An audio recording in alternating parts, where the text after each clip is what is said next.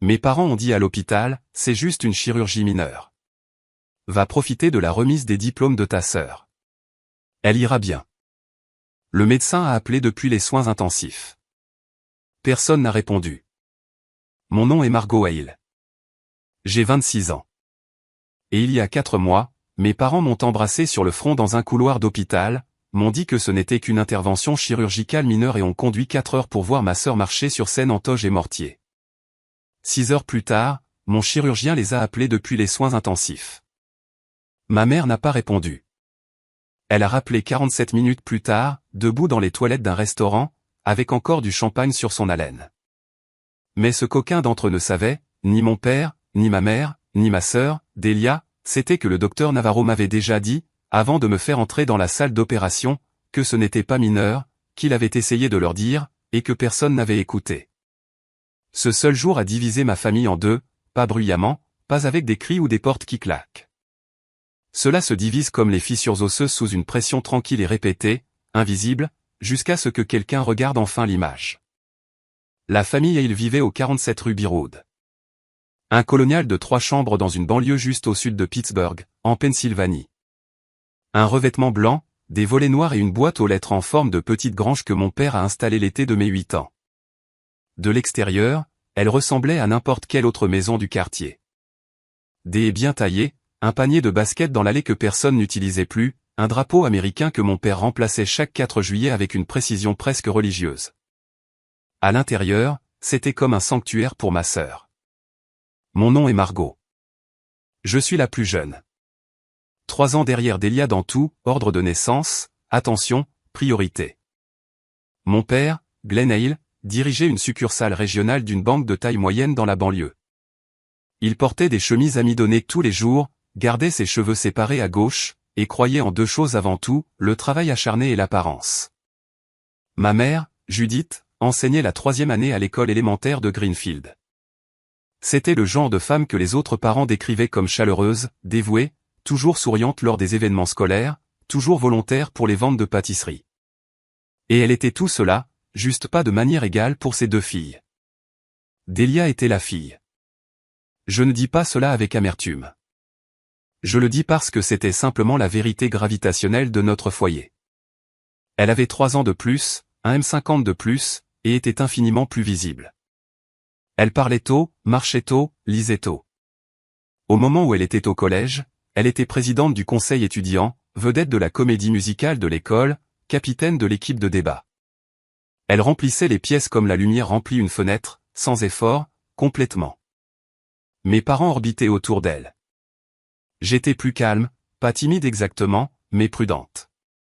J'aimais dessiner. J'aimais m'asseoir dans le coin du salon avec un carnet de croquis pendant que tout le monde regardait Delia répéter ses répliques pour la pièce dans laquelle elle jouait ce semestre-là. J'étais bonne à l'école, des notes solides, jamais de problème, mais je n'étais jamais le genre d'enfant qui faisait arrêter les adultes et prêter attention. J'étais ce que ma mère décrivait une fois à un voisin, sans savoir que j'étais dans les escaliers en train d'écouter, comme étant la plus facile. Elle le pensait comme un compliment. J'ai passé 20 ans à essayer de croire que le favoritisme n'était pas dramatique, pas du genre que l'on voit dans les films où un enfant est enfermé dans un placard tandis que l'autre reçoit des gâteaux d'anniversaire. C'était plus doux que ça, ordinaire, presque invisible, à moins que vous ne soyez celui qui se tenait dans l'ombre. Quand Delia a eu 16 ans, mes parents lui ont acheté une Honda Civic argentée, toute neuve. Ils l'ont surprise dans l'allée avec un nœud sur le capot et une carte signée par eux deux. Ma mère a pleuré. Mon père a filmé toute la scène avec son téléphone. Quand j'ai eu 16 ans, j'ai eu les clés de la vieille Ford Taurus de mon père. 320 000 km au compteur. La climatisation ne fonctionnait que du côté passager. Il n'y avait pas de nœud. Il n'y avait pas de carte. Mon père a dit, elle fonctionne bien, Margot. Sois juste reconnaissante. J'étais reconnaissante. C'était ça le problème. J'étais toujours reconnaissante parce qu'on m'avait appris à attendre moins. Quand est venu le temps de l'université, Delia a postulé pour des programmes de commerce sur la côte est. Elle a été acceptée dans 3. Mes parents se sont assis à la table de la cuisine un soir, avec des feuilles de calcul imprimées, débattant de quelle école offrait le meilleur retour sur investissement. Ils ont payé ses frais de scolarité intégralement. Pas de prêt, pas de négociation. Mon père a dit que l'éducation de Delia était un investissement dans son avenir. C'est ce que font les parents. 2 ans plus tard, quand j'ai été accepté dans un programme de design à Philadelphie, j'ai apporté la lettre d'acceptation à la même table de cuisine. Ma mère l'a regardé, a souri et a dit, « C'est merveilleux, chérie. As-tu pensé aux prêts étudiants ?» J'y avais pensé. J'ai contracté $62 000 de prêts. J'ai payé chaque centime moi-même. Mes parents n'ont jamais demandé comment. Il y avait un mur dans le salon. Ma mère l'appelait le mur de la famille. Il allait du bord de la cheminée à la porte de la cuisine, et il était couvert de photos encadrées. Je les ai comptées une fois, à 19 ans. Pas parce que je le voulais, mais parce que j'étais à la maison pour Thanksgiving et que je n'avais rien d'autre à faire pendant que Delia tenait le salon à dîner. 12 photos de Delia, son premier récital de danse, son bal de promo, sa remise de diplôme de lycée, son jour d'emménagement à l'université, elle debout à côté de mon père lors d'un événement de golf, tous les deux riant, elle tenant un trophée, elle devant un sapin de Noël. Elle soufflant des bougies à chaque âge qui comptait apparemment. 3 photos de moi, ma photo de classe de maternelle légèrement de travers dans le cadre, une photo de famille d'une vacance à Myrtle Beach, où je suis partiellement caché derrière ma mère, et une photo prise sur le vif de moi dessinant à la table de la cuisine par mon grand-père, Earl. Que ma mère n'a accroché qu'après qu'il ait souligné le déséquilibre. 3 sur 15. C'est la fraction de visibilité que j'occupais dans ma propre maison familiale. 20% si vous voulez faire le calcul, bien que j'ai essayé de ne pas le faire. Je n'ai jamais osé les confronter à ce sujet. Jamais. Je me disais que ça n'avait pas d'importance. Je me disais que j'étais trop sensible, que les parents n'aiment pas leurs enfants de manière égale, que Delia avait simplement besoin de plus de leur énergie parce qu'elle était plus de tout. Plus bruyante, plus grande, plus ambitieuse. J'allais bien toute seule. J'avais toujours été bien toute seule. C'était le mensonge que je portais jusqu'à l'âge adulte, que le fait d'être négligée équivalait à être forte, que ne pas avoir besoin de quelqu'un était une vertu, pas une blessure. Après l'université, j'ai emménagé dans un petit appartement à Pittsburgh. J'ai travaillé comme graphiste indépendante, développant une clientèle lentement, régulièrement, comme je faisais tout. Je payais mon loyer à temps. Je remboursais mes prêts à temps. J'appelais à la maison une fois par semaine, généralement le dimanche soir. Ma mère parlait pendant 20 minutes de la dernière réussite de Delia, quelle que soit la version de cette semaine-là, une promotion, un nouveau petit ami, un voyage en Europe. Puis elle disait, « Et toi, ma chérie ?» Et je répondais, « Bien, maman. Tout va bien. » Et l'appel se terminait. Bien. C'était mon rôle. Margot va bien. Margot n'a besoin de rien. Margot va bien. Mon père et moi avions encore moins. Il m'envoyait un SMS pour mon anniversaire chaque année. Même message. Joyeux anniversaire, ma puce. Bisous papa. 6 mots copier-coller, je soupçonne, parce que la virgule après ma puce était au même endroit chaque année, comme une empreinte digitale d'effort minimal. Nous parlions des choses de surface pendant les vacances, la météo, le football, si les Steelers avaient une chance cette année-là. Il ne demandait jamais de mes nouvelles sur mon travail. Il ne demandait jamais comment j'allais. Il ne demandait jamais, point final. Delia et moi n'étions pas ennemis. C'est important de le dire. Elle n'était pas cruelle avec moi. Elle était simplement indifférente, comme on pourrait être indifférent à un meuble qui a toujours été dans la pièce. Elle savait que j'existais. Elle ne pensait juste jamais à moi quand je n'étais pas directement devant elle. Nous nous envoyions des SMS occasionnellement. Elle appelait à Noël. Elle m'invitait parfois, toujours comme une pensée après coup, toujours avec l'énergie de quelqu'un qui coche une case. C'était la forme de ma famille quand septembre est arrivé l'année dernière, et quelque chose a commencé à grandir en moi que je ne pouvais pas ignorer. Puis un mardi matin, je me suis réveillé avec une douleur si vive qu'elle m'a plié en deux. J'ai pensé que c'était du stress. J'ai pensé que ça passerait. Je me suis dit ce qu'on m'avait toujours dit, c'est rien, Margot. Tu iras bien. Le médecin a dit le contraire. La douleur a commencé doucement. Une douleur sourde sur mon côté inférieur droit, le genre que l'on remarque une seconde puis que l'on oublie parce qu'on est occupé et qu'on a 26 ans et qu'on est convaincu que son corps est encore invincible. Je l'ai senti pour la première fois début septembre, assise à mon bureau, travaillant sur une refonte de logo pour une boulangerie locale. J'ai bougé sur ma chaise, j'ai appuyé ma main contre mon côté, et la douleur s'est estompée. J'ai retourné au travail.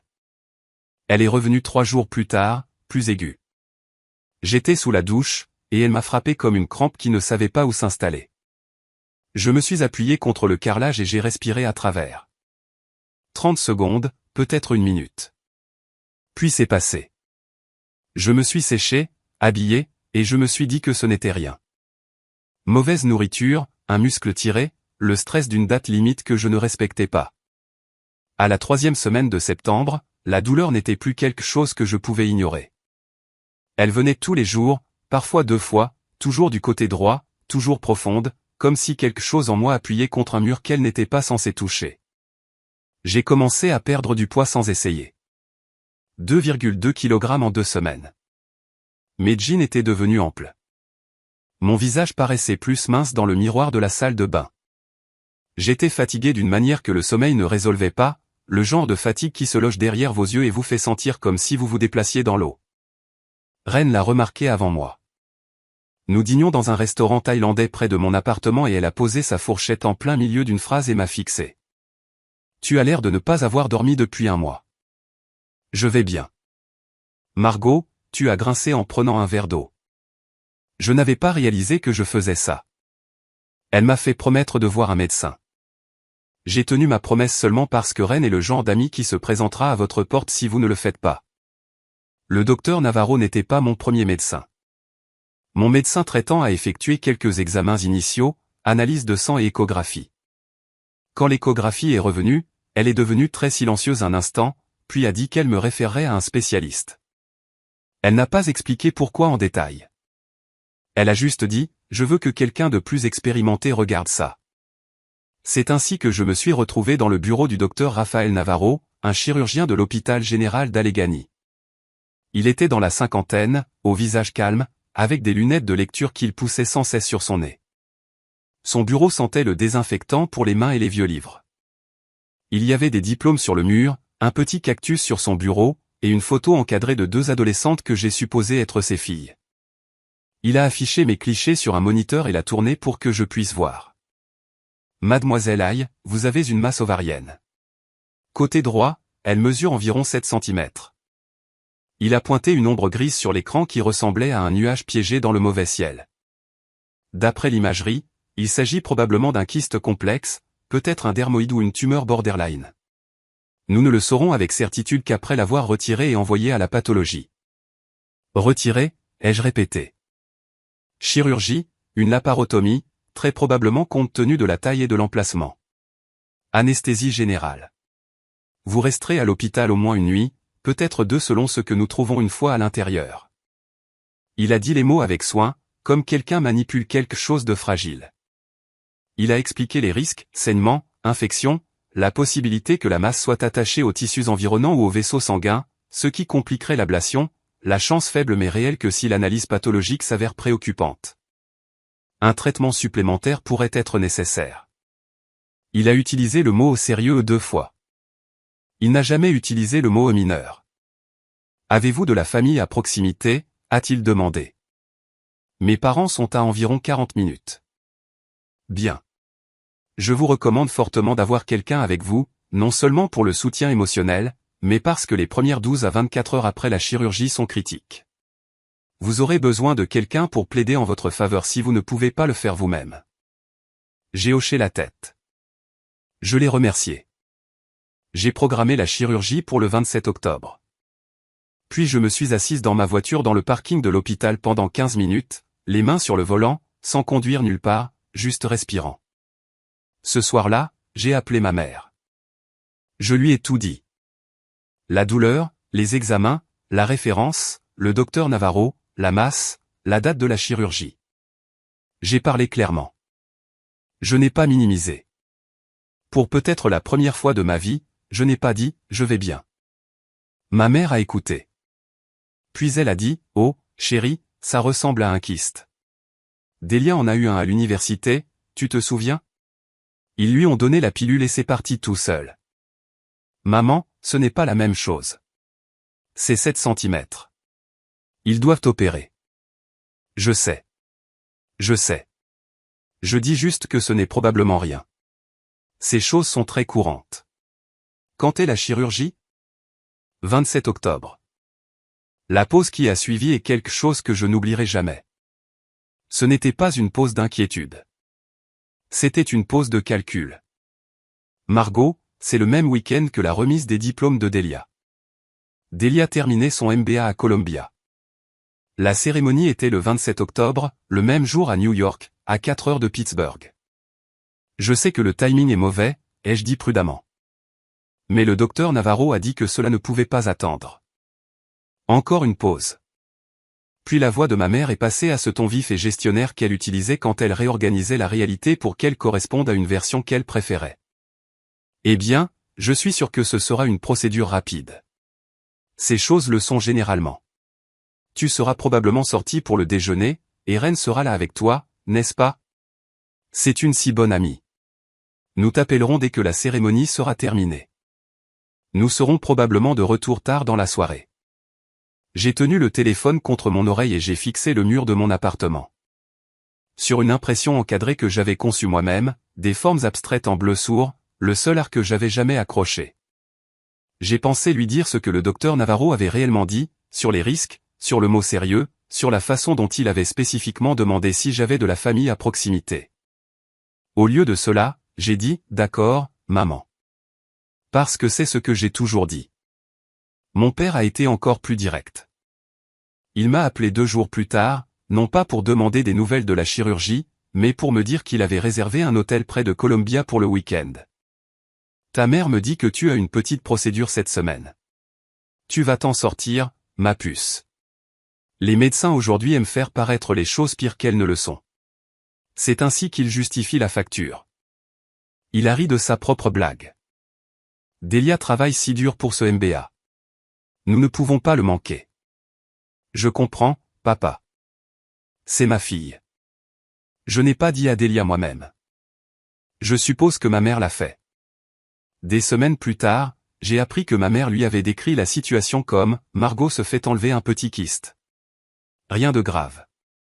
Elle en fait un peu trop pour le timing. » La réponse de Delia, qui m'a été rapportée plus tard par ma mère elle-même dans un moment d'honnêteté accidentelle, a été « Eh bien, elle peut le reporter, n'est-ce pas? » Elle ne m'a pas demandé.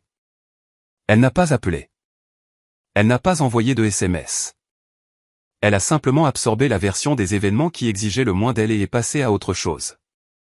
Le 27 octobre est arrivé comme un verdict et je me suis préparé à y faire face comme j'avais fait face à tout dans ma vie. Seul. Je suis arrivé à l'hôpital général d'Allegheny à 5h45 du matin. Le ciel était encore sombre, cette obscurité d'octobre pesante qui donne l'impression que le monde n'a pas encore décidé de se réveiller. Le parking était presque vide. Mes pas résonnaient contre le béton d'une manière qui me faisait me sentir très petite. J'avais préparé un sac la nuit précédente, brosse à dents, chargeur de téléphone, un changement de vêtements, un livre que je savais ne pas lire. J'ai aussi mis une paire de chaussettes épaisses parce que j'ai toujours froid aux pieds et que les hôpitaux sont les endroits les plus froids sur Terre. Ce sont les choses auxquelles on pense quand on se prépare à être inconscient sur une table pendant que quelqu'un vous ouvre, pas les grandes choses, les petites choses ordinaires. Chaussettes, baume à lèvres, si vous avez pensé à verrouiller la porte d'entrée. Le bureau d'admission était occupé par une femme aux yeux gentils et un cordon avec écrit Brenda. Elle a vérifié mon nom, ma date de naissance, mon assurance. Elle m'a demandé de signer 4 formulaires. Elle m'a donné un bracelet en plastique avec mes informations imprimées en petites lettres et l'a attaché à mon poignet. Puis elle a regardé le formulaire et a dit, « Contact d'urgence, Judith Hale. Est-elle ici avec vous aujourd'hui? » Elle ne peut pas venir. Brenda a fait une petite pause. Une petite pause. Professionnelle, pas jugeante, mais présente. A-t-il quelqu'un d'autre que nous devrions contacter en cas d'urgence? Rends-lu, elle sera dans la salle d'attente. D'accord, a-t-elle écrit. Elle sera là bientôt. Elle est en route. Brenda a souri et m'a dirigé vers la zone préopératoire au 3e étage. J'ai marché dans des couloirs qui sentaient le nettoyant pour sol et l'air recyclé, devant des panneaux indiquant la radiologie, la cafétéria et la chapelle. La chapelle. Je n'avais jamais été une personne religieuse, mais j'ai regardé ce panneau plus longtemps que je ne l'aurais dû.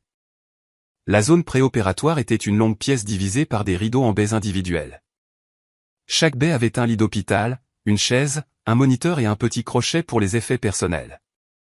Il y avait 8 bails de mon côté. J'étais dans la baie numéro 4. Le rideau était d'un bleu-vert délavé, la couleur de quelque chose qui avait été lavé 1000 fois. J'ai enfilé la blouse d'hôpital. Elle s'attachait dans le dos, et je ne pouvais pas atteindre le nœud supérieur, alors je l'ai laissé lâche. Une infirmière est entrée, s'est présentée comme Colline, et a commencé mon 4. Elle avait peut-être 40 ans, des cheveux bruns courts et une énergie calme et stable qui vous faisait lui faire confiance immédiatement. Elle a expliqué ce qui allait se passer. L'anesthésiste viendrait, puis le docteur Navarro, puis je serais emmené à la salle d'opération. Temps total de la sédation à la récupération estimé à 90 minutes à 2 heures, selon ce qu'il trouverait. Selon ce qu'il trouverait. Elle l'a dit doucement, mais j'ai entendu ce qui vivait sous ces mots. Colline a fixé la ligne 4 à ma main et a vérifié le moniteur. Puis elle a regardé la chaise vide à côté de mon lit. La famille arrive plus tard? J'avais préparé cette question. J'avais répété la réponse devant le miroir de ma salle de bain ce matin-là en me brossant les dents. Mon ami est en route. Mes parents avaient un engagement antérieur. Colline a hoché la tête. Elle n'a pas insisté, mais quelque chose a changé dans son expression, un petit raidissement autour de ses yeux, le genre de choses que seule une personne qui a regardé les visages toute sa vie remarquerait. Elle a placé une couverture chaude sur mes jambes sans qu'on le lui demande. Je viendrai vous voir toutes les 15 minutes jusqu'à ce que nous partions, a-t-elle dit. Vous n'êtes pas seul ici, d'accord? J'ai hoché la tête. Et puis elle a fermé le rideau et j'étais seul. Je me suis allongé sur le lit et j'ai fixé les carreaux du plafond. Je les ai comptés. 12 de travers, 9 de profondeur. J'ai écouté les sons autour de moi. Dans la baie 2, un homme parlait doucement avec une femme que je supposais être sa femme. Elle continuait de dire, « Tu vas t'en sortir, Richard. Je suis juste là. » Dans la baie 6, un adolescent riait nerveusement tandis que sa mère lui tenait la main et son père se tenait au pied du lit faisant des blagues sur la blouse d'hôpital. Dans la baie 7, une femme âgée priait doucement en espagnol pendant que quelqu'un, une fille peut-être, lui caressait les cheveux. Tout le monde avait quelqu'un. Chaque personne dans cette pièce avait une main à tenir, une voix lui disant que tout irait bien. Une présence disant, « Vous comptez assez pour que je sois ici. » J'avais un message texte. Il était arrivé à 5h22 ce matin-là pendant que je me brossais les dents. Bonne chance aujourd'hui, ma chérie. Appelle-nous quand tu te réveilleras. Tellement excité pour Delia aujourd'hui. Souhaite-nous bonne chance aussi. Bisous, maman et papa. Souhaite-nous bonne chance aussi. Comme si mon opération et la remise des diplômes de Delia étaient des événements parallèles de poids égal. Comme si c'était toutes les deux des célébrations, comme si je n'étais pas sur le point de me faire retirer une masse du corps sous anesthésie générale pendant qu'ils applaudissaient dans un auditorium. J'ai lu le message 3 fois. Puis j'ai retourné mon téléphone face contre terre sur le lit et je n'y ai plus regardé. À 6h20, Reine est arrivée. Elle est passée derrière le rideau tenant un petit bouquet de marguerites jaunes et un exemplaire de poche d'un roman que je voulais lire depuis des mois. Ses yeux étaient rouges, ce qui signifiait qu'elle avait pleuré dans la voiture, et son sourire était large, ce qui signifiait qu'elle essayait de le cacher. « Salut », a-t-elle dit doucement. Elle a posé les fleurs sur la table d'appoint et s'est assise sur la chaise vide. « Je suis là. » 2 mots. Il a suffi pour faire craquer quelque chose dans ma poitrine. « Merci », ai-je dit, et ma voix s'est brisée sur le deuxième mot d'une manière à laquelle je ne m'attendais pas. Reine a pris ma main. Elle n'a pas dit que tout irait bien. Elle n'a pas dit que mes parents auraient dû être là. Elle n'a pas rempli le silence de bruit. Elle a juste tenu. À 6h50, l'anesthésiste est venu, un homme grand nommé Dr Kim, qui a expliqué le processus de sédation d'une voix si monotone qu'elle était presque apaisante. Il a posé des questions sur les allergies, les opérations précédentes, quand j'avais mangé pour la dernière fois. J'ai répondu à tout. Il a marqué quelque chose sur son presse-papier et m'a dit qu'il me verrait dans la salle d'opération. À 7h, le docteur Navarro est apparu. Il était déjà en tenue de bloc opératoire, un bonnet bleu sur ses cheveux, ses lunettes de lecture remplacées par une paire qu'il portait aux yeux. Il m'a regardé, puis Rennes, puis l'espace vide derrière elle où une famille aurait dû être.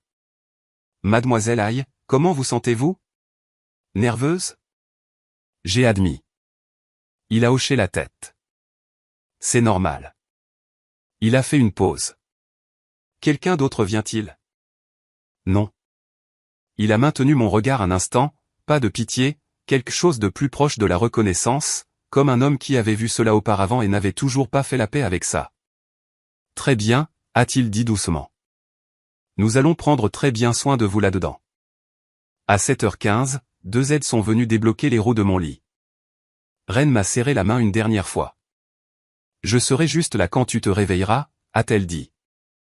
J'ai hoché la tête, incapable de parler parce que si j'ouvrais la bouche, je savais que je lui demanderais d'appeler ma mère et de la supplier de venir. Et je n'allais pas faire ça. Pas aujourd'hui. Plus jamais. Ils m'ont transporté dans un long couloir et à travers une double porte dans la salle d'opération. C'était froid et lumineux et rempli d'équipements que je ne reconnaissais pas. Le docteur Navarro était déjà là, debout à côté de la table, ganté et prêt. L'anesthésiste a placé un masque sur mon visage. Comptez à rebours à partir de 10, a-t-il dit. 10, 9, 8. La dernière chose que j'ai vue avant que le monde ne devienne noir, c'était le visage du docteur Navarro. Son front était plissé. Sa mâchoire était serrée. Ce n'était pas l'expression d'un homme effectuant une procédure de routine. C'était l'expression d'un homme se préparant à quelque chose qui, espérait-il, n'irait pas mal.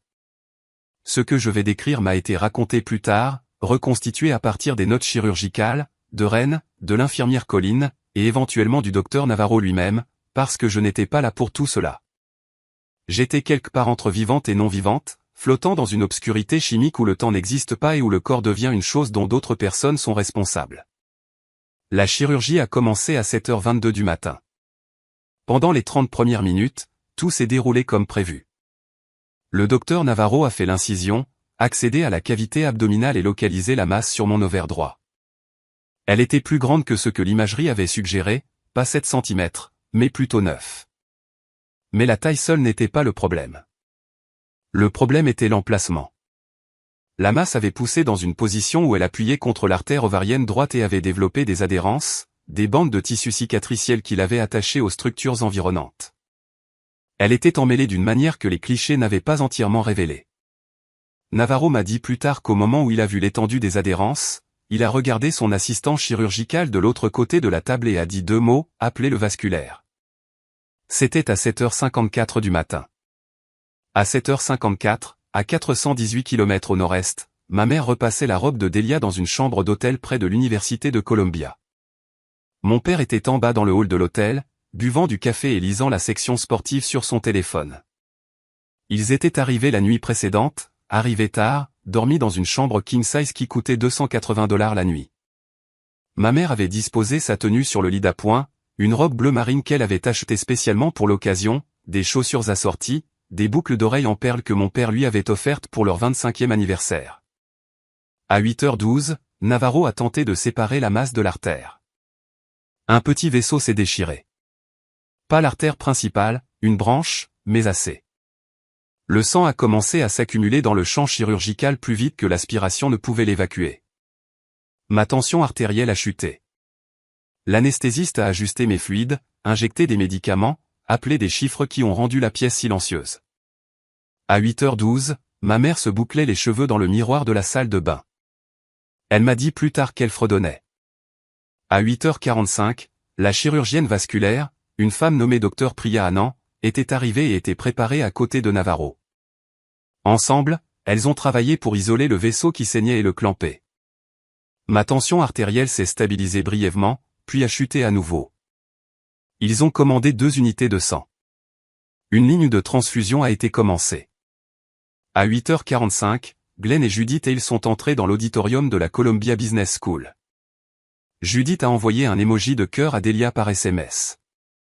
Glenn a réservé 2 sièges au 5e rang. À 9h15, Navarro a réussi à retirer la masse, mais les adhérences avaient causé plus de dommages que prévu. Il y avait une petite déchirure dans le péritoine qui devait être réparée. Un autre vaisseau fuyait. La chirurgie qui devait durer 90 minutes approchait maintenant de la marque des 2 heures sans fin en vue. À 9h15, la cérémonie a commencé. Le doyen a fait un discours de bienvenue. Judith a serré la main de Glenn. Dans la salle d'attente de l'hôpital général d'Allegheny, Reine était assise avec son téléphone sur ses genoux et les marguerites jaunes se fanaient dans leur emballage en plastique sur la chaise à côté d'elle. On lui avait dit que la chirurgie prendrait environ 90 minutes. Cela faisait maintenant 2 heures.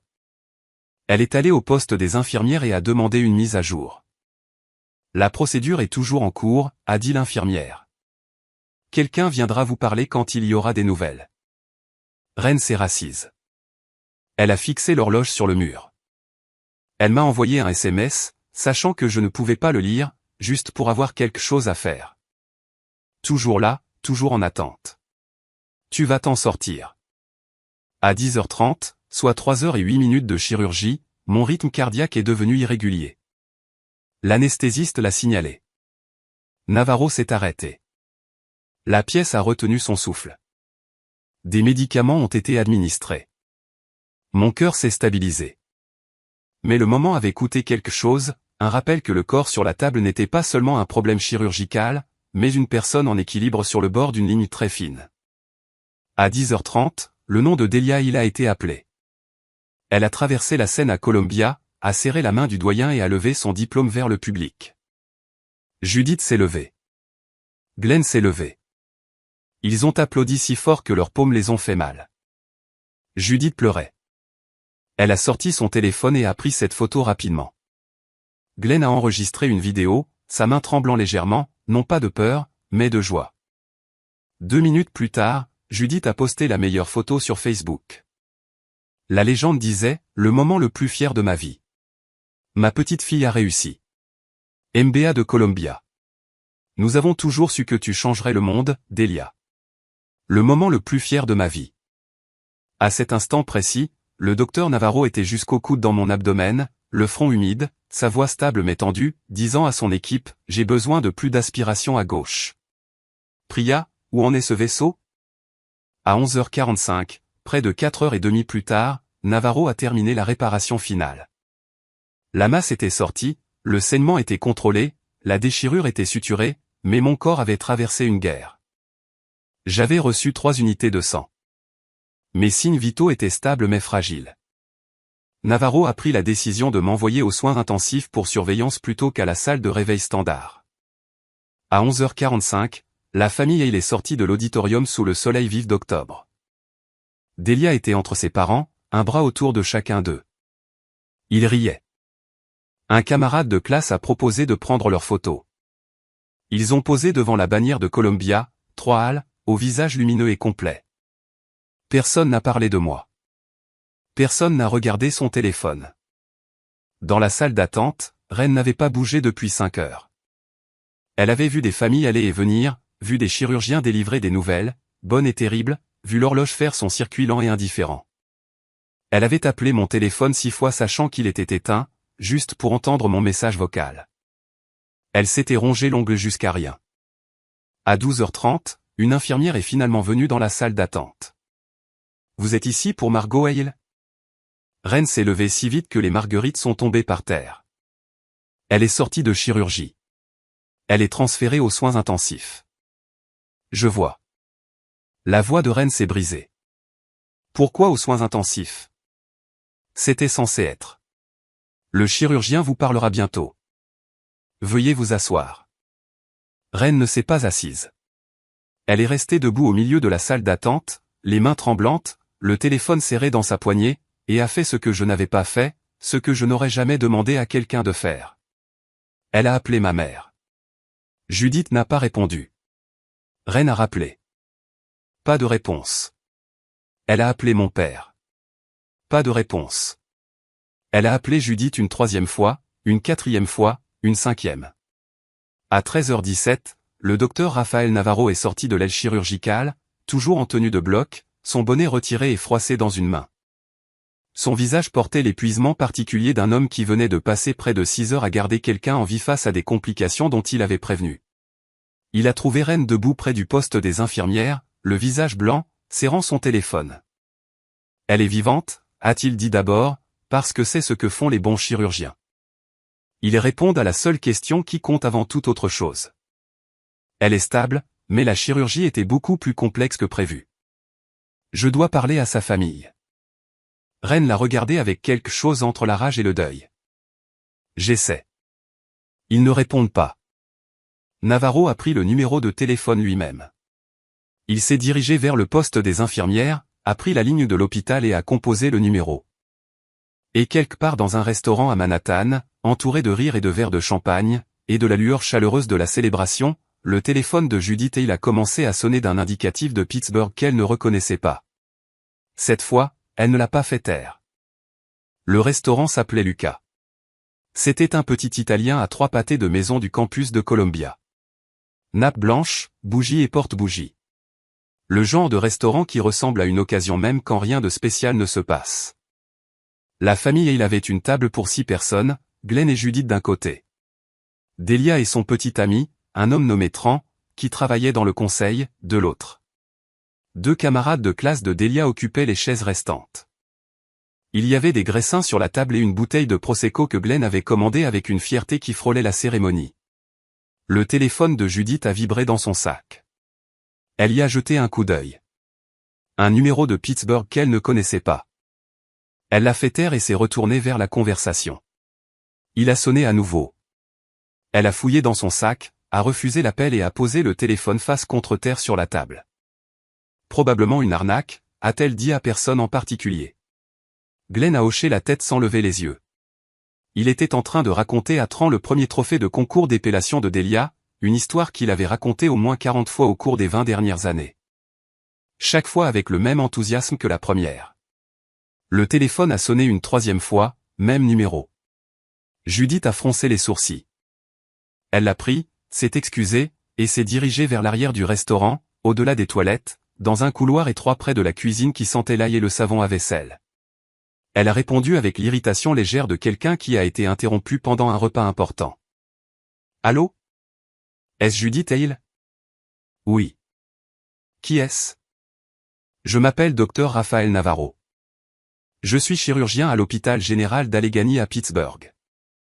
J'appelle à propos de votre fille, Margot Hale. Le couloir était étroit. Judith s'est appuyée contre le mur. Plus tard, elle m'a dit qu'elle ne se souvenait pas d'avoir pris la décision de s'appuyer. Son corps l'a simplement fait, comme si une partie d'elle savait déjà ce qui allait se passer et avait décidé qu'elle ne pouvait pas entendre ça debout. Margot a subi une chirurgie ce matin pour l'ablation d'une masse ovarienne. La procédure, que nous avions estimée entre 90 minutes et 2 heures, a duré environ 5 heures et 50 minutes en raison de complications importantes. La main de Judith s'est serrée autour du téléphone. Des complications. Quel genre de complications? La masse avait développé des adhérences avec les tissus environnants et appuyé contre un vaisseau sanguin majeur. Pendant l'ablation, il y a eu une hémorragie considérable. Nous avons administré 3 unités de sang. Votre fille a connu une période d'irrégularité cardiaque pendant la procédure qui a nécessité une intervention immédiate. Irrégularité cardiaque. Judith a répété les mots comme si les dire lentement les rendrait moins terribles. Son rythme cardiaque est devenu instable. Nous l'avons corrigé, mais l'événement a prolongé la chirurgie et considérablement augmenté le profil de risque. Elle est actuellement aux soins intensifs. Elle est stable, mais elle aura besoin d'une surveillance étroite au cours des prochaines 24 à 48 heures. Les soins intensifs. Elle est aux soins intensifs. Oui, mais... Judith s'est arrêtée. La phrase qu'elle était sur le point de dire, mais c'était juste une chirurgie mineure, est morte quelque part entre son cerveau et sa bouche parce que le docteur Navarro n'avait jamais dit ça. Il avait dit qu'elle et Glenn avaient décidé cela ensemble dans leur cuisine autour d'un café tout en regardant un calendrier qui avait la remise des diplômes de Delia encerclés au marqueur rouge. Madame Hale, je veux que vous sachiez que j'ai appelé le numéro de contact d'urgence sur le dossier de votre fille 3 fois pendant la procédure. Personne n'a répondu. Le silence qui a suivi était celui qui change la température d'une pièce. Judith n'a pas parlé. Elle ne pouvait pas. Elle se tenait dans un couloir qui sentait l'ail, vêtue d'une robe bleu marine qu'elle avait achetée pour une célébration avec du prosecco pétillant dans un verre à 6 mètres de là. Et sa plus jeune fille était dans un lit aux soins intensifs à 418 km au sud. J'appelle maintenant, Navarro a continué, sa voix, même professionnelle, ne portant aucun jugement que Judith pouvait entendre, mais tout le jugement qu'elle ressentirait plus tard, parce que votre fille a répertorié vous comme son contact d'urgence. Elle sera probablement consciente dans les prochaines heures. Il serait bénéfique pour elle d'avoir sa famille présente. Nous sommes à New York, a murmuré Judith. Je comprends. 2 mots.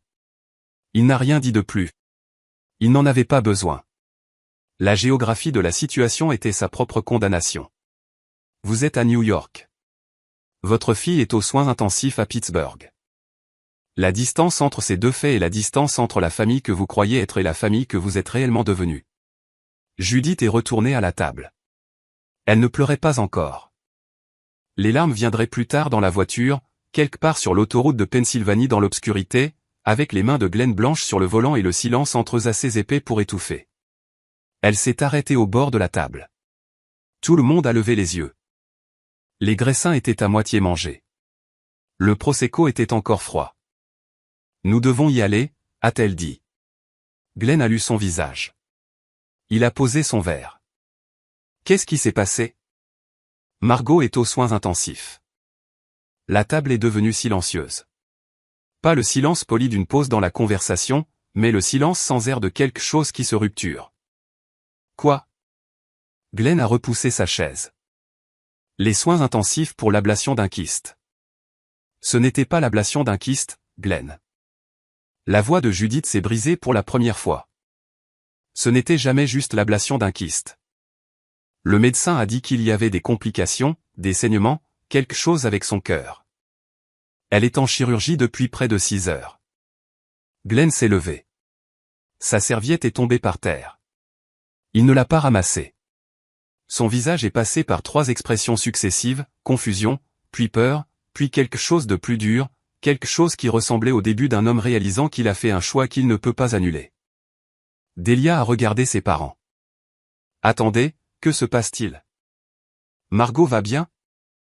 Elle est aux soins intensifs, a répété Judith, cherchant son manteau au dossier de la chaise. Mais maman, tu as dit que ce n'était qu'une petite chose. Tu as dit qu'elle était dramatique pour le timing. Judith s'est figée. Elle a regardé Delia et quelque chose a traversé son visage que j'aurais aimé voir, non pas par cruauté, mais parce que j'ai passé toute ma vie à me demander à quoi ressemble le moment où ma mère réalise qu'elle avait tort à propos de moi. J'imagine que cela ressemblait à du deuil portant le masque de la surprise. J'avais tort, a dit Judith doucement. Prenez l'addition. Nous partons. Glenn bougeait déjà vers la porte, sortant ses clés de sa poche, son téléphone dans son autre main, essayant de rappeler l'hôpital. Judith les a suivis. Ils n'ont pas dit au revoir aux camarades de classe de Delia. Ils n'ont pas fini le prosecco. Ils n'ont pas pris les restes. Delia ne s'est pas levée. Elle est restée assise à table, son diplôme dans son dossier en cuir sur la chaise à côté d'elle, la main de son petit ami sur son bras, et elle a dit les mots qui allaient définir son rôle dans tout ce qui a suivi. Elle va aller bien. Elle va toujours bien. Vous réagissez de manière excessive. Puis elle a pris un graissin, s'est tournée vers Tran et a dit, devrions-nous commander le dessert? Glenn et Judith ont conduit toute la nuit. 4h12 sur l'autoroute, à travers les péages, devant les bornes kilométriques qui décomptaient comme une horloge qui manque de raison de pardonner. Ils ont à peine parlé. La radio était éteinte. À un moment donné, quelque part près de Harrisburg, Judith a ouvert la publication Facebook qu'elle avait faite ce matin-là. La photo de Delia, la légende, le moment le plus fier de ma vie. Elle l'a fixée longtemps. Puis elle l'a supprimée. Glenn a jeté un coup d'œil. Il n'a pas demandé pourquoi. Il savait déjà. Ils sont arrivés à l'hôpital général d'Allegheny à 23h14 la nuit. Ils ont couru dans le hall, devant le bureau de sécurité, devant les ascenseurs, jusqu'aux soins intensifs au 4e étage. Une infirmière les a dirigés dans le couloir, chambre 4, 12.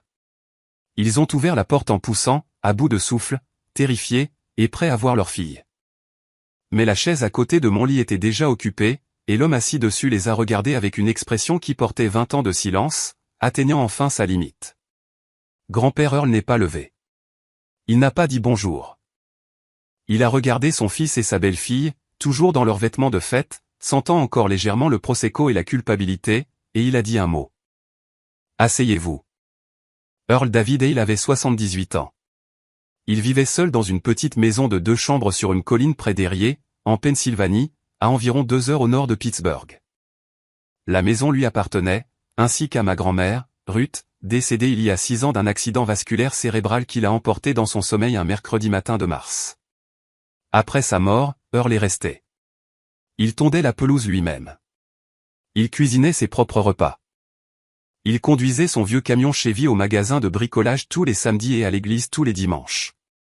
C'était le genre d'homme qui croyait que se présenter n'était pas un grand geste, mais une exigence de base d'être humain.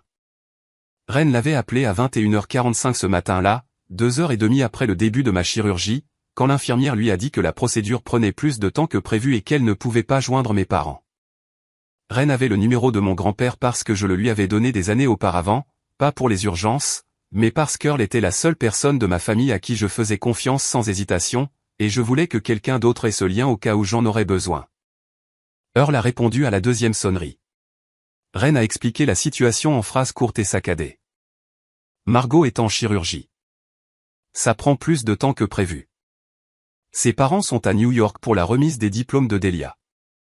Personne ne répond à leur téléphone. Je suis seul ici. Earl a posé une question. Quel hôpital? Puis il a raccroché, a mis son manteau, a verrouillé sa porte d'entrée et a conduit 2 heures vers le sud à travers le trafic de construction et la pluie d'octobre. Il n'a pas appelé Glenn. Il n'a pas appelé Judith. Il n'a pas appelé Delia.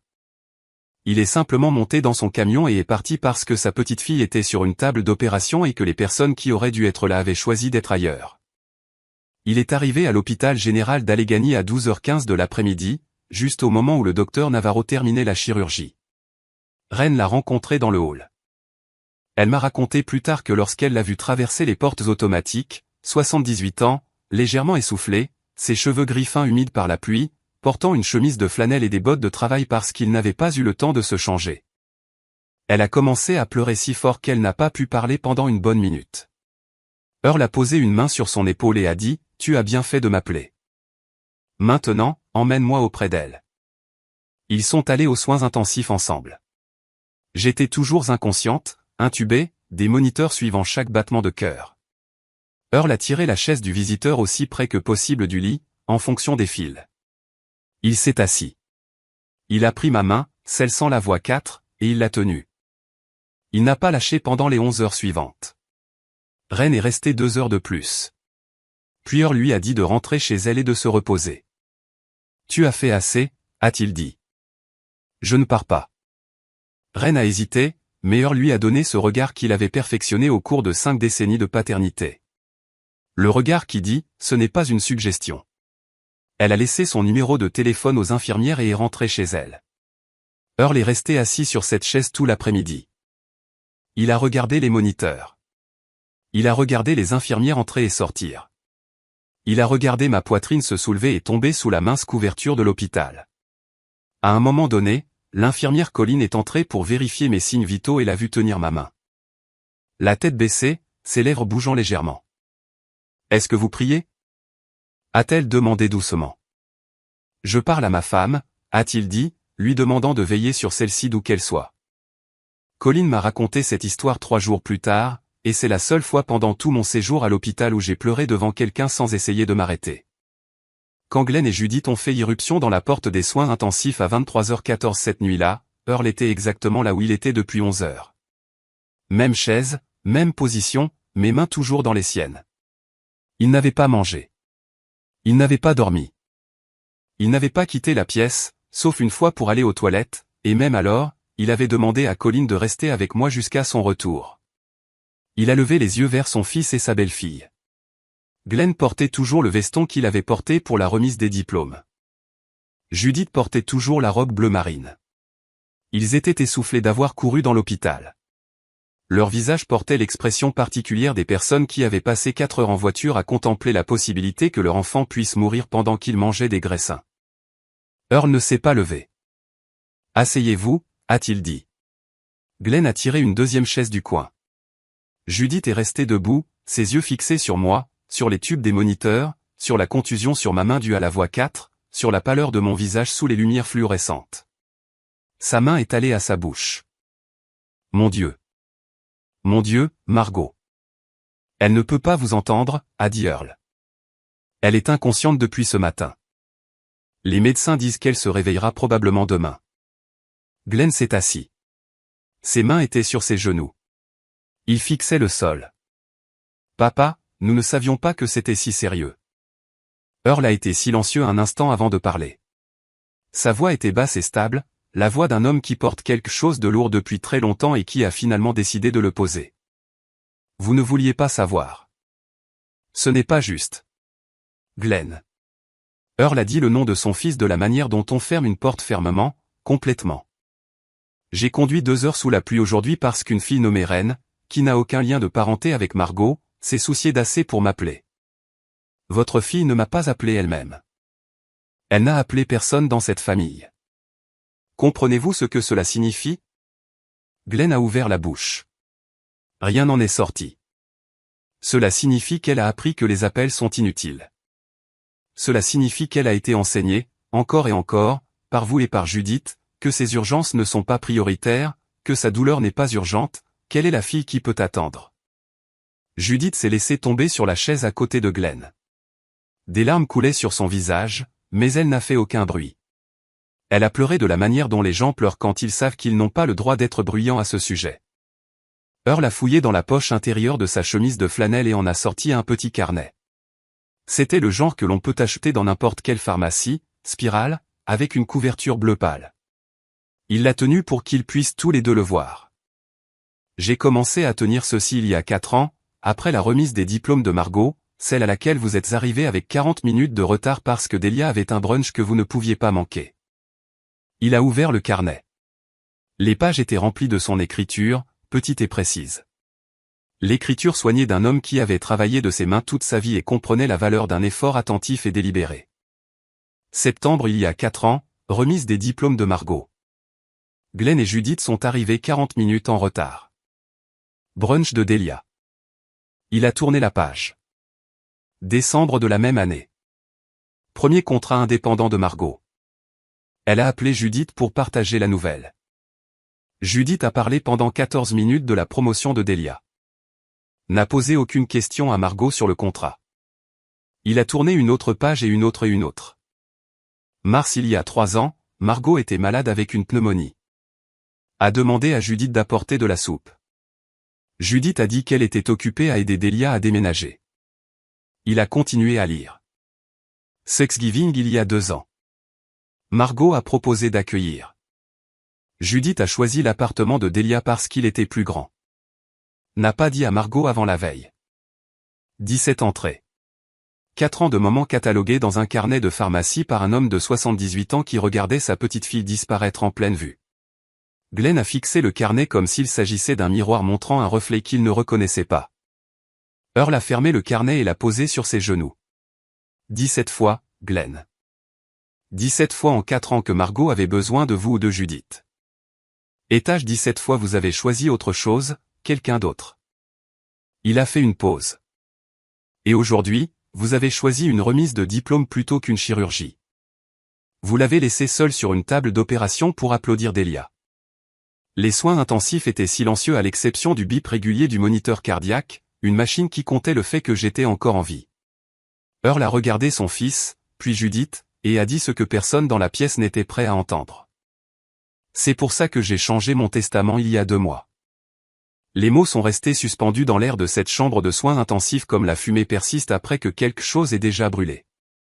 Qu'est-ce que tu veux dire, tu as changé ton testament? La voix de Glenn était à peine audible. Earl a posé ses 2 mains sur le carnet sur ses genoux. Il n'a pas haussé la voix. Il n'en avait pas besoin. La pièce était petite. Les moniteurs bip. Et la vérité ne nécessite pas de volume. Il y a 2 mois, j'ai rencontré mon avocat aérien, Harold Whitmore. Tu le connais. J'ai révisé mon plan successoral. La maison, la propriété, le compte d'épargne, le portefeuille d'investissement que ta mère et moi avons construit au cours de 53 ans de mariage. Tout ça. Tout ça va à Margot. Glenn s'est levé. La chaise a raclé le sol avec un bruit qui a fait sursauter Judith. Il a fait un pas vers son père, puis s'est arrêté parce que même dans sa colère, même dans son choc, une partie de Glenn et il reconnaissait encore que l'homme assis sur cette chaise avait gagné le droit d'être entendu. Tu ne peux pas faire ça. Je l'ai déjà fait. Papa, cette propriété seule vaut 450 000 $. Je sais. Je l'ai fait évaluer en août. Le compte d'épargne contient encore 118 000 $. Le portefeuille d'investissement, celui que ta mère a commencé quand tu étais petit, vaut environ 92 000 $. Au total, environ 660 000 $. La bouche de Glenn s'est ouverte et fermée. Il ressemblait à un homme qui essayait de respirer sous l'eau. Tout ça, Earl a continué, ira à Margot à mon décès, ainsi qu'une disposition pour un fonds d'éducation pour tout enfant futur qu'elle pourrait avoir. Ton nom, Glenn, a été retiré comme bénéficiaire. Le nom de Delia n'y a jamais été inscrit. Papa. La voix de Glenn s'est brisée d'une manière que je n'avais jamais entendue. Pas en 26 ans d'être sa fille. Pas même proche. Je suis ton fils. Oui, tu le es.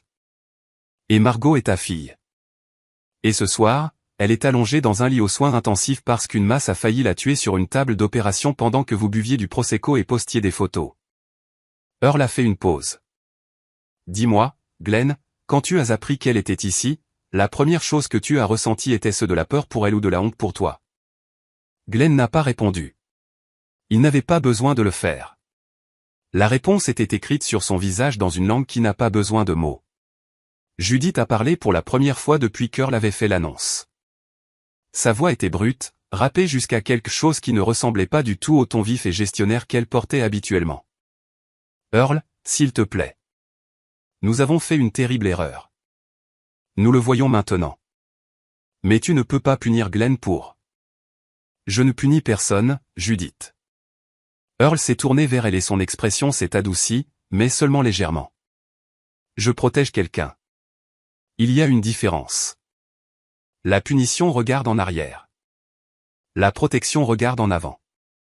Et cette fille, il a pointé sur moi inconsciente, tubée, surveillée, pâle, a besoin de quelqu'un qui regarde en avant pour elle parce que les deux personnes qui étaient censées faire ce travail ont regardé de côté vers Delia pendant 26 ans. Judith s'est pressé les deux mains sur son visage. Ses épaules tremblaient. La robe bleu marine qu'elle avait achetée pour le moment le plus fier de sa vie était froissée, maintenant plissée par 4 heures en voiture. Tachée à l'ourlet où elle s'était agenouillée sur le sol de l'hôpital sans s'en rendre compte lorsqu'elle m'a vu pour la première fois dans le lit des soins intensifs. Earl n'avait pas fini. Judith, je me soucie de toi. Je me soucie de toi depuis le jour où Glenn t'a ramené pour Thanksgiving il y a 31 ans, et tu as aidé Ruth à laver la vaisselle sans qu'on te le demande. C'est la femme dont je me souviens. C'est la femme qui n'aurait pas laissé son enfant seul à l'hôpital. Il a rouvert le carnet, non pas pour lire, mais pour le tenir comme quelqu'un qui tient une preuve qu'il aurait préféré ne jamais avoir à recueillir. Tu connais le mur dans ton salon. Le mur de la famille. Judith a levé les yeux, confuse par le changement. J'ai compté les photographies lors de ma dernière visite. 12 de Delia, 3 de Margot. L'une de ces 3 n'existe que parce que je vous ai demandé de l'accrocher. J'ai pris cette photo moi-même de Margot dessinant à la table de la cuisine quand elle avait 11 ans. Elle était si concentrée qu'elle n'a même pas remarqué l'appareil photo. C'est la plus belle photo d'elle qui existe et c'est la seule parce que personne d'autre dans cette maison n'a jamais pensé à en prendre une. Judith a fait un son qui n'était pas un mot. Il venait de quelque part de profond, quelque part en dessous du langage. Le son d'une femme entendant une description d'elle-même qu'elle ne peut nier et ne peut supporter. Glenn s'est rassis. Il a posé ses coudes sur ses genoux et sa tête dans ses mains. Pendant longtemps, les seuls sons dans la pièce étaient le moniteur cardiaque, les pleurs étouffés de Judith, et le murmure lointain de l'hôpital la nuit. Je ne vous demande pas d'être d'accord avec ma décision, a dit Earl finalement. Je vous dis ce que j'ai fait et pourquoi. Margot a passé toute sa vie à être la fille qui ne demande rien. Et vous avez passé toute sa vie à prouver qu'elle avait raison de ne pas le faire. Cela prend fin maintenant, pas parce que je le dis, parce qu'un chirurgien a passé 6 heures à lui sauver la vie pendant que vous étiez assis dans un restaurant et qu'une fille nommée Reine, qui la connaît depuis 5 ans, a fait plus pour elle aujourd'hui que vous l'avez fait en 26. Il a remis le carnet dans sa poche. Il a repris ma main. Il a regardé mon visage immobile et pâle contre l'oreiller de l'hôpital, et quelque chose a bougé sur son expression que je ne peux décrire que comme une tendresse aiguisée par la fureur. Vous pouvez rester dans cette pièce, a dit Earl. Vous pouvez vous asseoir ici toute la nuit, mais vous ne toucherez pas ma décision, et vous ne demanderez pas à Margot d'intervenir en votre faveur quand elle se réveillera. Si vous voulez reconstruire quelque chose avec votre fille, vous le ferez parce que vous le pensez, pas parce qu'il y a de l'argent en jeu. Est-ce clair? Glenn a hoché la tête sans lever la tête. Judith a murmuré, oui. Earl s'est laissé retomber sur sa chaise. Il a fermé les yeux. La conversation était terminée. Je me suis réveillé le lendemain matin à 6h43. La première chose dont j'ai pris conscience était la douleur. Une douleur profonde et tirante sur mon abdomen qui faisait de la respiration une négociation. La deuxième chose était la lumière, une lumière d'octobre mince et grise filtrant par la fenêtre des soins intensifs. La troisième chose était une main autour de la mienne, chaude, sèche, légèrement rugueuse, la main d'un homme qui avait construit des meubles et réparé des clôtures et tenu la main de sa femme chaque nuit pendant 53 ans. J'ai tourné la tête. Grand-père Earl dormait sur la chaise à côté de moi. Son menton était sur sa poitrine. Sa chemise de flanelle était froissée. Ses bottes étaient toujours lacées serrées, comme s'il avait été prêt à se lever à tout moment toute la nuit. Au-delà de lui, à travers la cloison vitrée de la chambre de soins intensifs, je pouvais voir deux silhouettes dans le couloir. Ma mère assise sur une chaise en plastique contre le mur, la tête penchée en arrière, les yeux fermés, la robe bleu marine froissée au point d'être méconnaissable. Mon père debout à côté d'elle, appuyé contre le mur, les bras croisés, fixant le sol avec une expression que je n'avais jamais vue sur son visage auparavant. Ils étaient dehors. Earl était à l'intérieur. Le verre entredisait tout ce que les mots n'avaient pas encore réussi à dire. L'infirmière Colline est apparue. Elle a vérifié mes signes vitaux, ajusté quelque chose sur la voie 4, et s'est penchée près de moi. « Bienvenue à nouveau, Margot », a-t-elle dit doucement. « Votre grand-père est ici depuis hier après-midi, 11h. Il ne voulait pas partir, ne voulait pas manger, il est juste resté assis là à vous tenir la main. » J'ai regardé Earl, son visage buriné, le carnet à peine visible dans la poche de sa chemise, la main qui tenait toujours la mienne, même dans son sommeil. Et pour la première fois depuis des années que je pouvais compter, j'ai pleuré. Pas à cause de la chirurgie, pas à cause de la douleur, mais parce que quelqu'un était venu. Quelqu'un avait choisi d'être là. Quelqu'un avait regardé la chaise vide à côté de mon lit et avait décidé qu'il était inacceptable qu'elle reste vide. 3 jours plus tard, quand j'étais assez forte pour m'asseoir et tenir une conversation de plus de quelques phrases, ma mère est entrée dans la chambre portant un morceau de papier plié. Ses yeux étaient gonflés, ses mains tremblaient. Elle s'est tenue au pied de mon lit et a dit d'une voix qui ne ressemblait en rien à celle de la femme qui m'avait dit que ce n'était qu'un kyste, « Margot, j'ai besoin que tu lises ceci. » Le papier était plié en 3, comme on plie une lettre pour qu'elle rentre dans une enveloppe. Mais il n'y avait pas d'enveloppe, juste le papier légèrement froissé sur les bords, comme s'il avait été tenu et replié et tenu à nouveau plusieurs fois avant d'atteindre mes mains.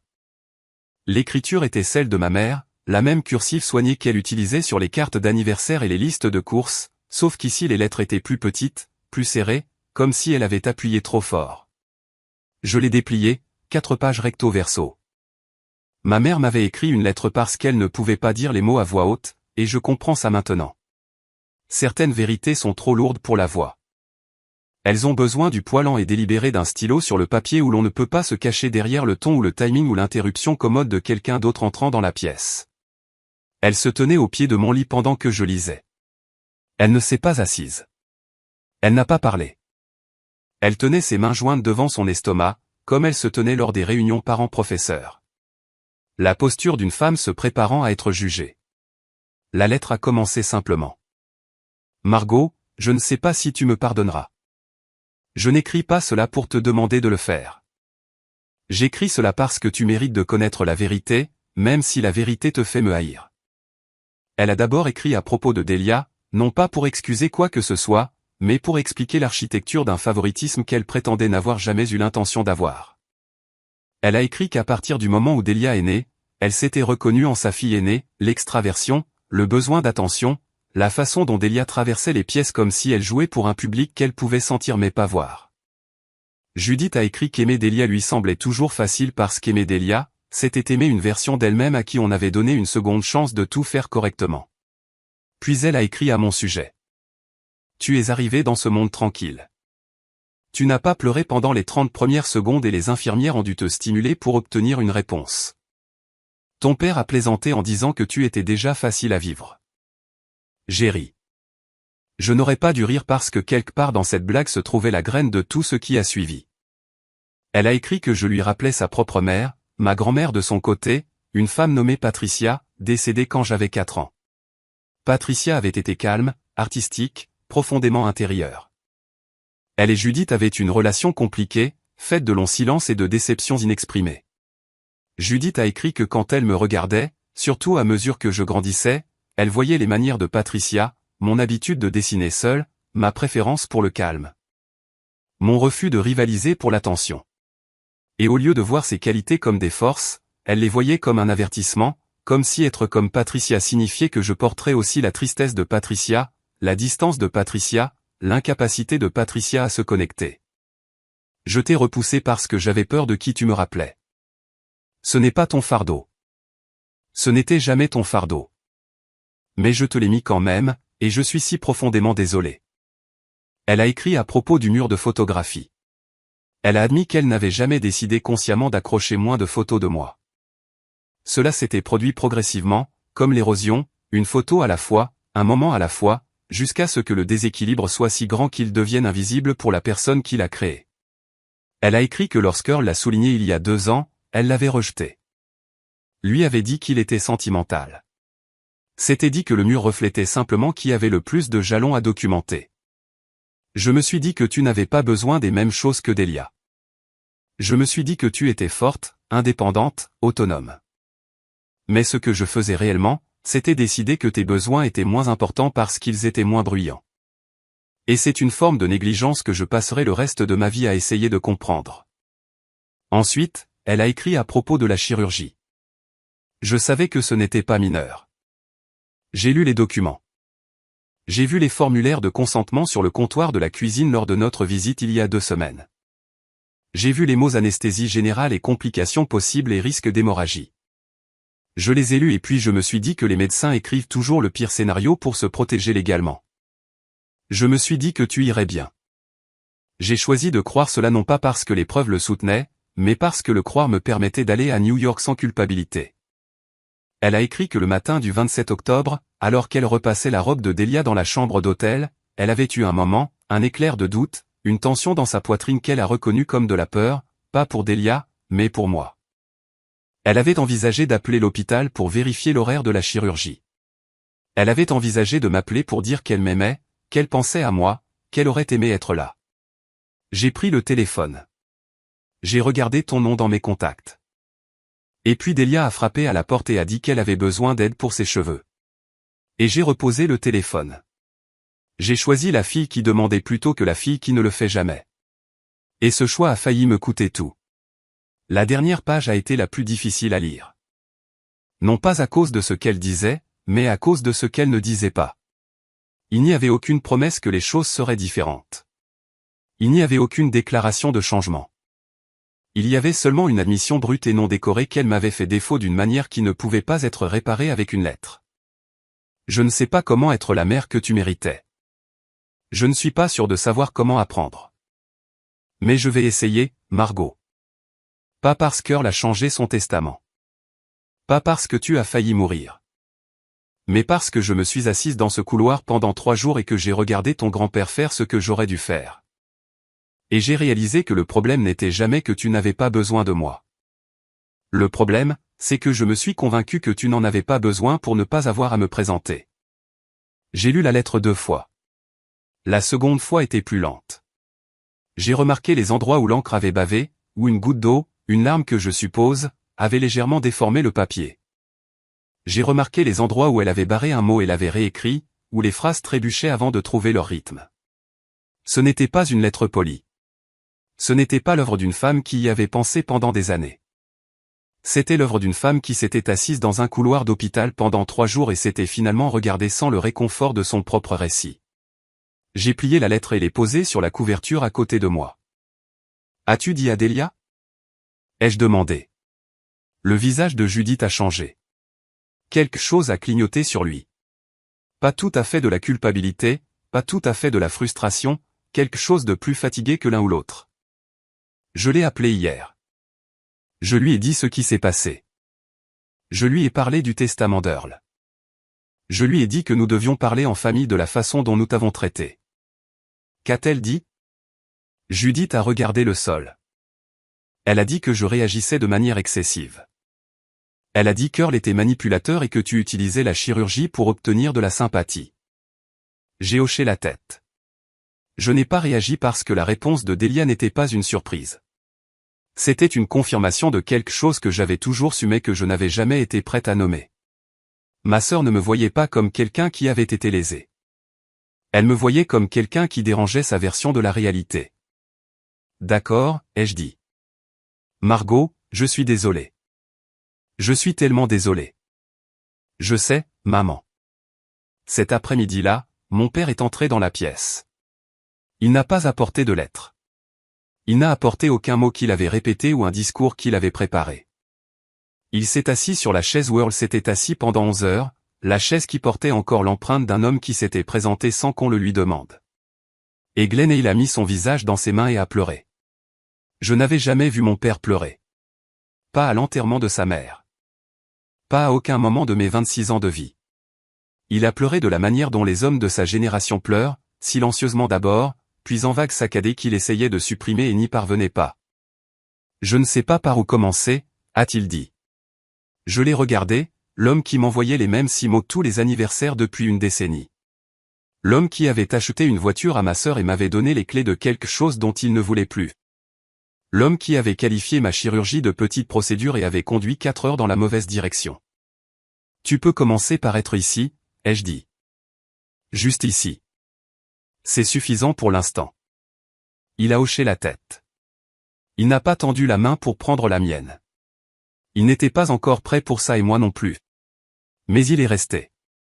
Il est resté assis sur cette chaise pendant 3 heures sans parler, sans regarder son téléphone, sans partir. C'était le plus longtemps que mon père ait été dans une pièce avec moi, sans trouver une raison d'être ailleurs. Ce n'était pas le pardon. Ce n'était pas la guérison. C'était un début, petit et imparfait et incertain, comme la première respiration après une chirurgie, quand on n'est pas encore sûr si la douleur signifie que l'on est brisé ou qu'on est en vie. 2 mois plus tard, je me tenais dans la maison de grand-père Earl à Erie et il m'a tendu quelque chose de bien plus lourd qu'une clé.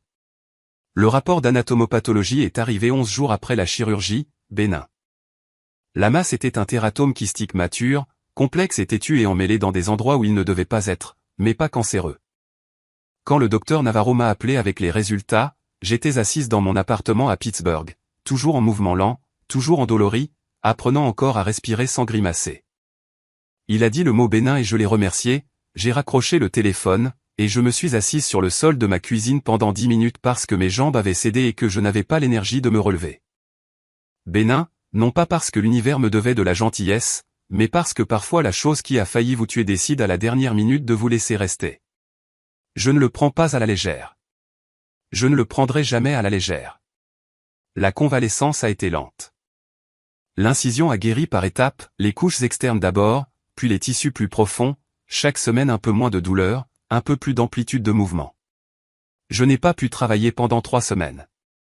Reine apportait des provisions tous les quelques jours. Elle n'a jamais fait en sorte que cela ressemble à de la charité. Elle entrait, mettait les sacs sur le comptoir, préparait du thé, et s'asseyait avec moi pendant que nous regardions une mauvaise émission de télé-réalité et ne parlions de rien d'important. C'est ça avec Reine. Elle comprenait que la présence n'exige pas toujours de conversation. Parfois, il suffit d'être dans la même pièce, de respirer le même air, de prouver que la chaise à côté de vous n'est pas vide. Grand-père Earl l'appelait tous les jours, tous les matins à 8h15, comme une horloge. Il ne demandait jamais comment j'allais parce qu'il savait que je dirais que j'allais bien même si ce n'était pas le cas. Au lieu de cela, il posait des questions spécifiques. As-tu pris le petit déjeuner? As-tu pris les médicaments prescrits par Navarro? Combien de pas as-tu fait aujourd'hui? Il suivait ma convalescence de la même manière qu'il suivait tout, avec une précision calme et des soins têtus et inébranlables. Mes parents appelaient aussi, séparément d'abord, puis ensemble. Les appels étaient maladroits, hésitants, pleins de pauses qui s'étiraient une seconde de trop et de mots qui semblaient répétés. Ma mère pleurait pendant les 3 premiers appels. Mon père s'éclaircissait la gorge souvent, comme il le fait quand l'émotion est trop proche de la surface et qu'il doit la repousser par un acte physique. Il demandait de mes nouvelles. Il demandait de mon travail. Pour la première fois de ma vie, il posait des questions puis attendait les réponses. Ce n'était pas naturel pour eux. Je pouvais entendre l'effort dans chaque phrase, comme on peut entendre l'effort chez quelqu'un qui apprend une nouvelle langue. Soigneux, délibéré, conscient de soi. Mais ils essayaient. Et après 26 ans à ne pas être essayé j'ai décidé que l'effort valait quelque chose. Pas tout, mais quelque chose. Judith a commencé à voir un thérapeute. Elle me l'a dit lors de notre 4e appel téléphonique, sans y être invitée, comme quelqu'un qui avoue quelque chose dont il est à la fois fier et honteux d'avoir besoin. J'ai trouvé quelqu'un qui se spécialise dans les dynamiques familiales. Elle m'aide à comprendre des schémas que je ne savais pas avoir. Je lui ai dit que j'étais contente. Je le pensais sincèrement. Non pas parce que cela effaçait quoi que ce soit, mais parce que cela signifiait qu'elle avait enfin cessé de se raconter l'histoire où elle était une bonne mère qui avait simplement fait une erreur. La vérité était plus grande que cela, et elle commençait à la regarder. Glenn a commencé à m'appeler tous les dimanches soirs. Les premiers appels duraient moins de 10 minutes. Il ne savait pas quoi dire. Il parlait de la météo. Il parlait des Steelers. Il a demandé si j'avais besoin d'argent, ce qui était sa façon de demander si j'avais besoin de lui, car l'argent était la seule langue de soins dont il avait jamais été courant. J'ai dit non à chaque fois, mais je suis resté en ligne et lentement, au fil des semaines, les appels se sont allongés. Il a commencé à me parler de mon travail de design. Il a demandé un logo que j'avais posté en ligne. Il a dit que c'était bien. Le compliment était maladroit, livré comme un homme manipulant quelque chose de fragile pour la première fois, mais il était réel. Je pouvais entendre que c'était réel. Delia n'a pas appelé, pas une seule fois dans les 2 mois suivant ma chirurgie. Elle m'a envoyé un SMS une fois, 3 semaines plus tard, un message qui disait « J'espère que tu te sens mieux. Fais-moi savoir si tu veux prendre un café un de ces jours. » J'ai fixé ce SMS longtemps. C'était le genre de message que l'on envoie à une connaissance, pas à une sœur dont la complication chirurgicale a failli la tuer. Je n'ai pas répondu. Pas par colère, mais parce que j'avais finalement accepté quelque chose à quoi je résistais toute ma vie. Delia n'allait pas changer. Elle n'était pas cruelle. Elle n'était pas malveillante. Elle était simplement construite autour d'un centre de gravité qui ne m'incluait pas. Et peu importe à quel point j'espérais, attendais ou étais compréhensive, cela ne changerait rien. Certaines personnes ne vous voient pas. Et la chose la plus aimante que vous puissiez faire pour vous-même est d'arrêter de vous tenir dans leur ligne de mire et d'attendre. 2 mois après la chirurgie, fin décembre, j'ai conduit jusqu'à Erie. Les routes étaient dégagées mais froides. Le genre de jour d'hiver de Pennsylvanie où le ciel est un plafond blanc plat et où les arbres nus semblent retenir leur souffle. Je me suis arrêté devant la maison d'Earl sur la colline et je me suis assise dans la voiture un instant à la regarder. C'était un petit bardeau blanc, un Porsche avec 2 chaises berçantes qui n'avaient pas été utilisées depuis la mort de grand-mère Ruth. Une vue sur le lac au loin, argenté et calme sous le ciel d'hiver. Earl était sur le porche quand je suis sorti de la voiture. Il portait sa chemise de flanelle, la même qu'il avait portée à l'hôpital. Il avait une tasse de café dans une main et un jeu de clés dans l'autre. Je suis monté les marches du Porsche. Il m'a tendu les clés sans cérémonie. « C'est à toi maintenant », a-t-il dit. « Pas quand je meurs. »« Maintenant. » J'ai demandé à Harold de déposer les documents la semaine dernière. « L'acte est à ton nom. » « Grand-père, tu ne peux pas juste. »« Je peux. » Je l'ai fait. J'ai 78 ans, Margot. J'ai gagné le droit de faire ce que je veux de ma propre maison. Il a pris une gorgée de son café. De plus, je ne vais nulle part. Je vais vivre dans la chambre d'amis. Tu prends la pièce principale. Elle a la meilleure vue sur le lac. Ta grand-mère disait toujours que c'était la meilleure pièce de la maison. J'ai regardé les clés dans ma main. Elles étaient chaudes de sa poigne. J'ai regardé la maison, le Porsche, les chaises berçantes, le lac au-delà des arbres, et j'ai compris qu'Earl ne me donnait pas seulement une propriété. Il me donnait ce que je n'avais jamais eu en 26 ans d'être une île. Un endroit où j'étais la priorité. Un endroit où je n'avais pas à gagner en visibilité ou à rivaliser pour attirer l'attention ou prouver que mes besoins étaient valides. Un foyer où les murs tiendraient mes photos parce que quelqu'un voulait qu'elles soient là. J'ai déménagé à Eyrier en janvier. J'ai installé mon studio de design dans la deuxième chambre, celle avec la fenêtre orientée au nord qui laissait entrer une lumière propre et uniforme. J'ai conservé mes clients indépendants. J'en ai pris de nouveaux. Earl et moi sommes tombés dans une routine, petit déjeuner ensemble à 7h30 les jours séparés, dîner ensemble à 18h, promenade le soir quand le temps le permettait. Il me racontait des histoires sur grand-mère Ruth. Je lui montrais mon travail de design.